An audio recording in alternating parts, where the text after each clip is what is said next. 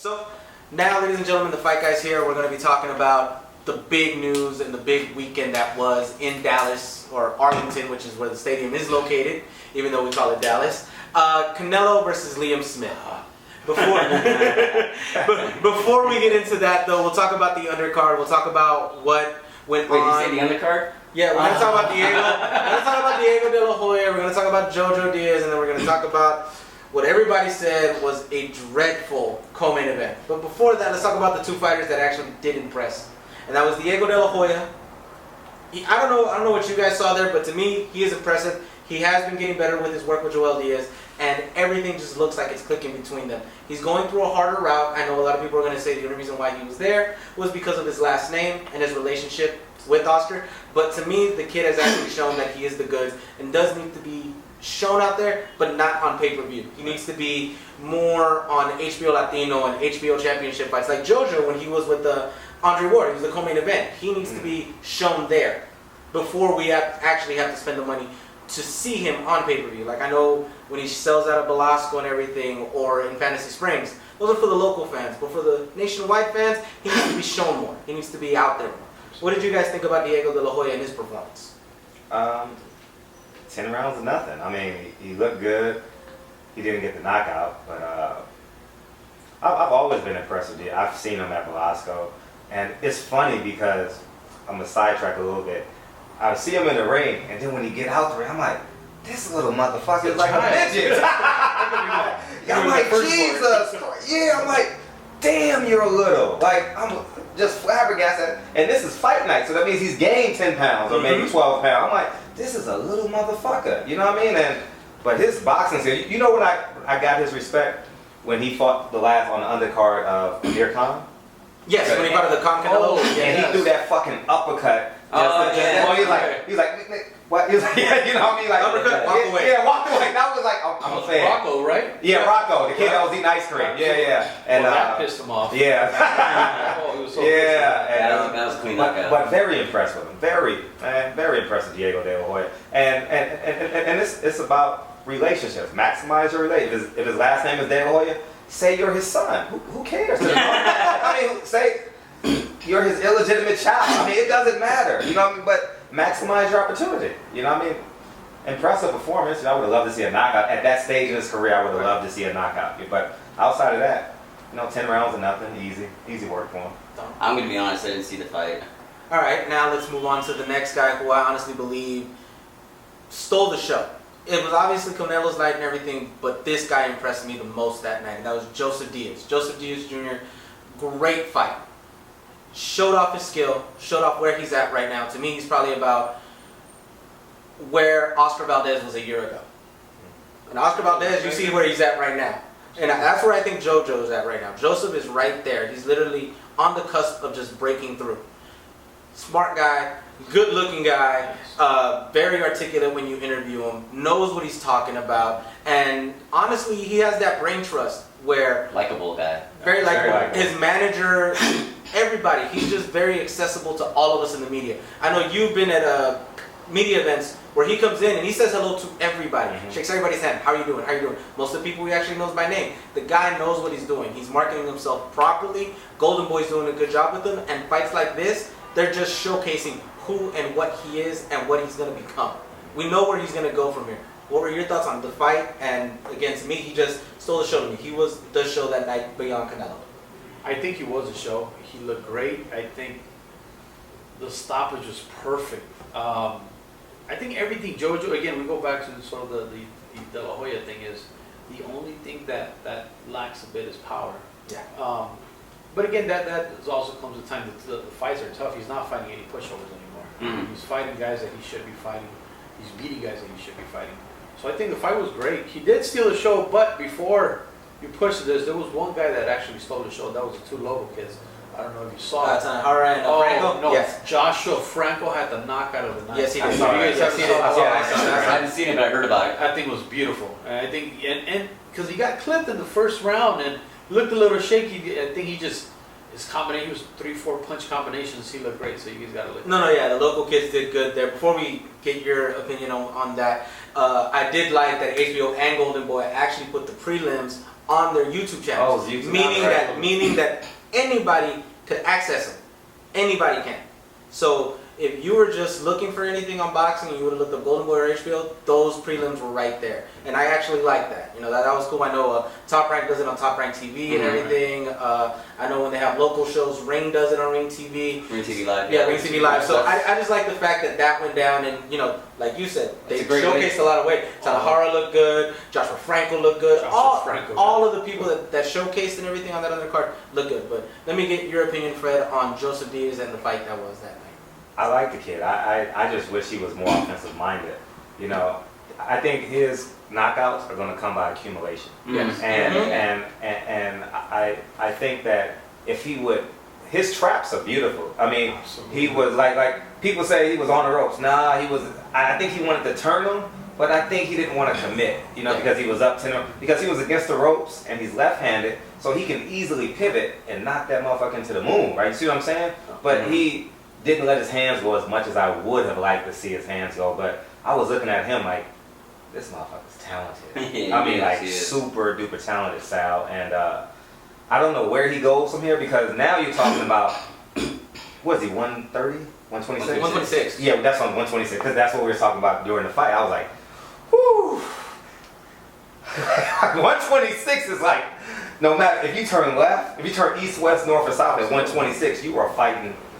I mean, you're in a fight. But look, Diego's there. You have Julian Ramirez there. Camaron. You have Abraham Lopez who could get there. Yo, And that's just in Golden Boy. That's just in Golden Boy. Then you have, like we talked last time, we have Mars at 126, Cuellar, Santa Cruz, Frampton, Quigg, Gary Russell, Lomachenko. Oh no, Lomachenko's at 130.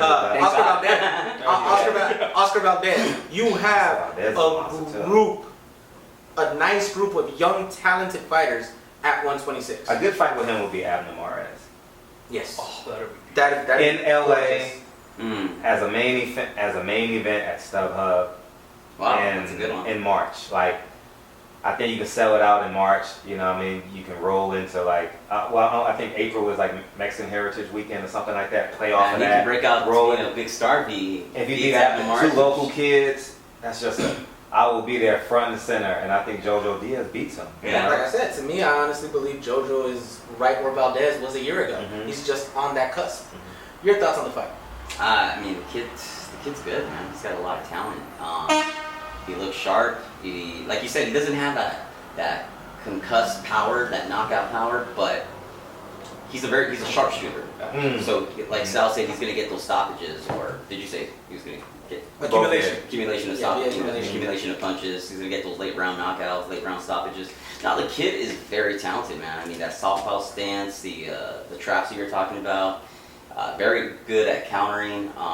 He's got a bright future, but the fight that I want to see, hopefully in the next year or two, is going to be Valdez versus Diaz.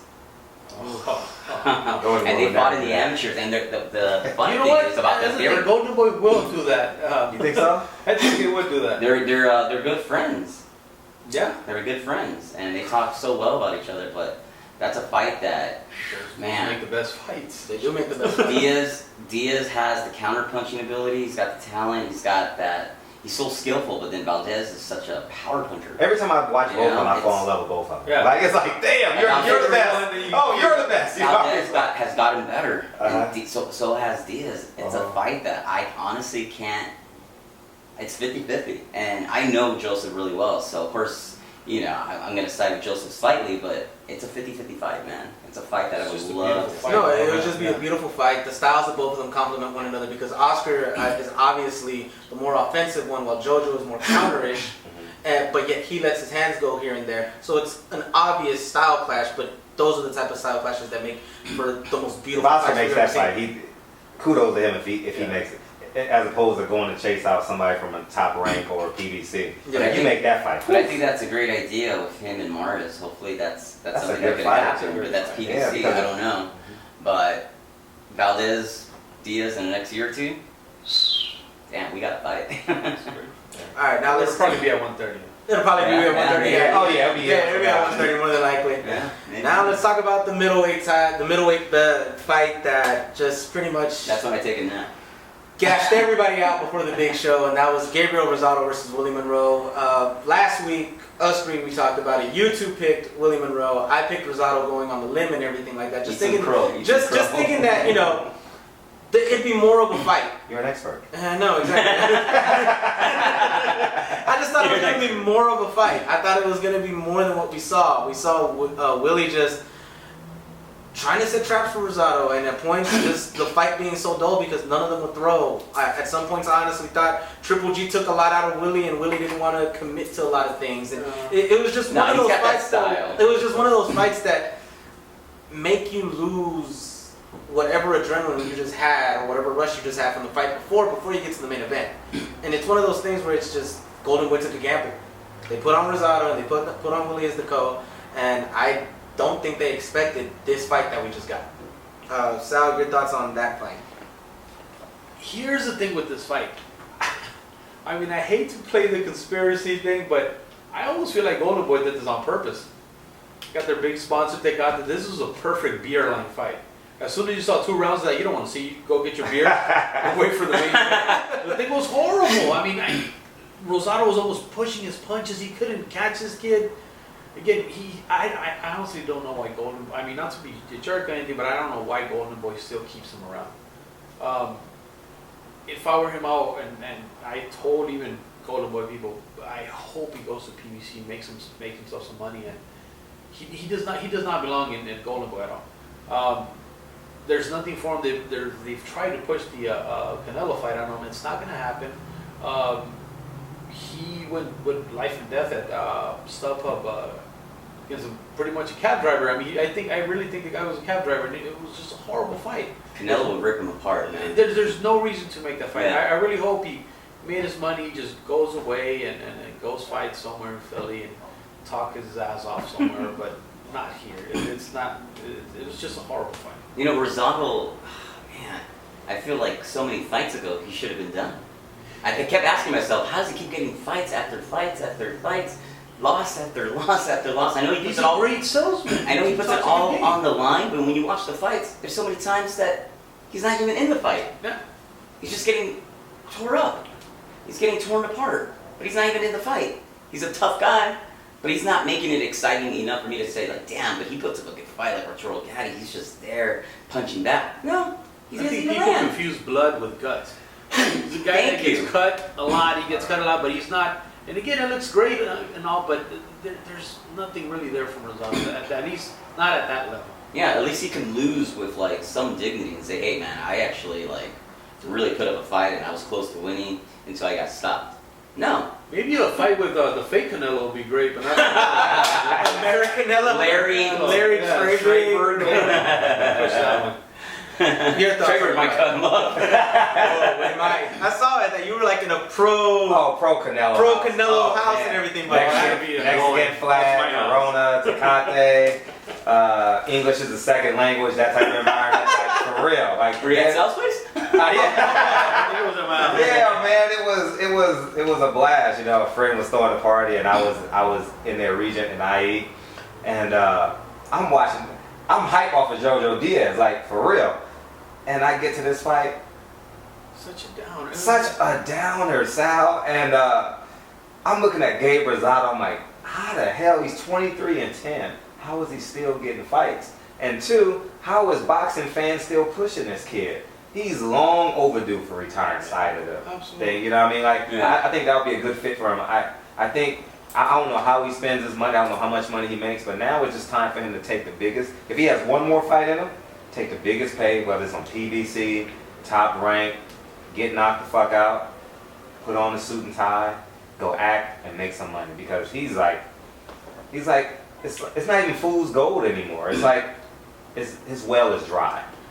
How much is Saunders kicking himself in the ass for that? For not taking Great point you said before we started.